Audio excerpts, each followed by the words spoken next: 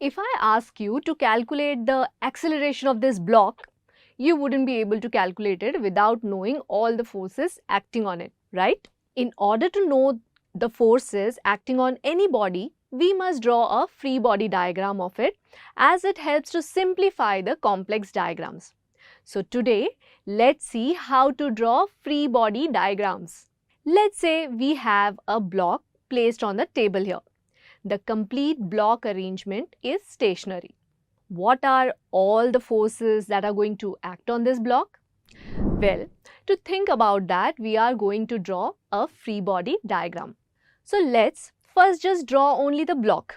Remember, in free body diagram, we only care about the forces acting on one of the objects in the given system.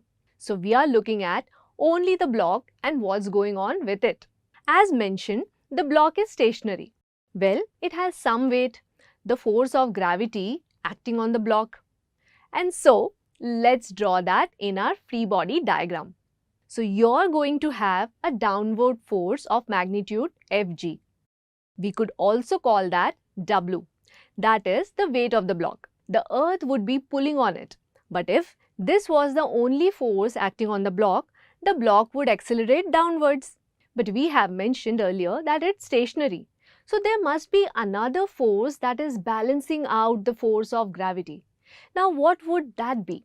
Well, that would be the force of the table pushing on the block, and this force of pushing in a direction that is perpendicular to the surface of an object, that's known as normal force, and its magnitude you could denote as capital Fn or N.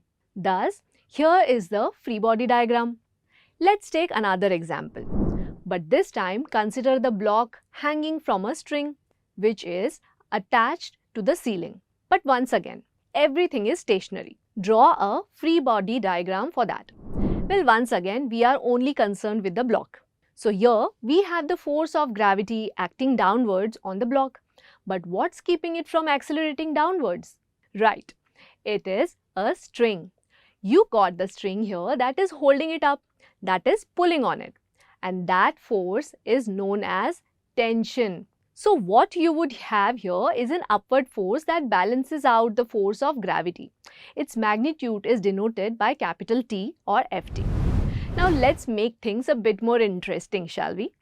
Let's try to kind of combine these things, and we'll actually introduce a new force. So let's say that we have a block on the ground and I am pulling this block this way using a rope with a force of magnitude T or Ft. This is simply the force of tension. I am pulling that block, but the block is not moving.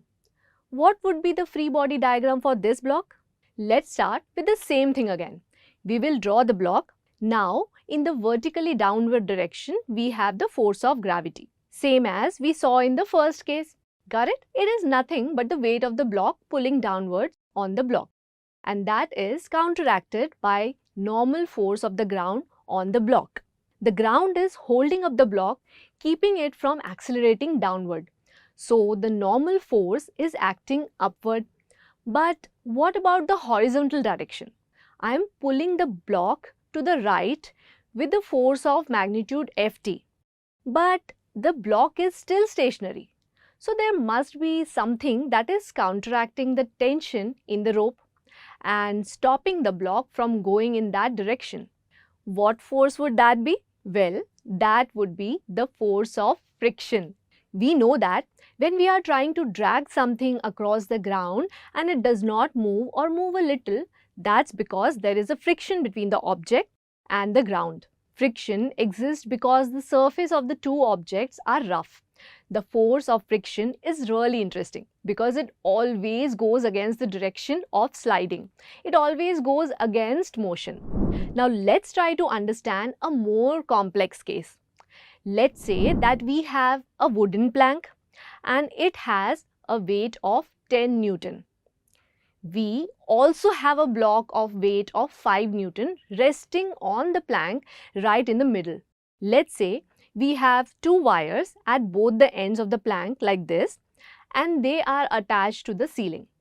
Assume that the wires have no weight. They are weightless. Now what would be a free body diagram for this 5 Newton block that sits on the wooden plank? Here also, we are concerned about only the block as mentioned earlier. We have a block, we have the force of gravity pulling it down with a force of magnitude 5 Newton. This force is counteracted by a normal force of the same magnitude but going upward. And to be clear, these 5 newtons, this is equal to the weight of the block. It's pretty clear that in a free body diagram, all we see is the block. But now, let's draw the free body diagram for the plank as well. We have a plank right over here and it has a weight of 10 newtons. So the force, the magnitude of the force of gravity downwards is 10 newtons. Is that the only downward force? Well, no. We have this block that's sitting on the plank and gravity is pulling that block down with a force of 5 newtons. This causes that block to push on our wooden plank. It is actually a normal force due to the gravity on that 5 Newton block. Thus, this block is pushing down on our plank. This way, we got another force that is pushing down. It is a 5 Newton normal force on the 10 Newton wooden plank. It's a contact force. Assuming that the assembly is completely stationary, there must be some counteracting forces here. Where is that coming from? Well, that comes from the pulling forces of these wires. So we have the tension from the rope 1, that is T1, and the tension from the wire or T2. As this thing is stationary, T1 plus T2 should be equal to 10 newtons plus 5 newtons. I hope you got the basic idea of the various forces acting on a body through these relatively simpler scenarios. Next, we will put the block on an inclined surface similar to the one we saw in the beginning of the video. We will then see various forces acting on that block in the context of free body diagram throughout the ensuing sessions. So leaving it here for today, stay tuned for more.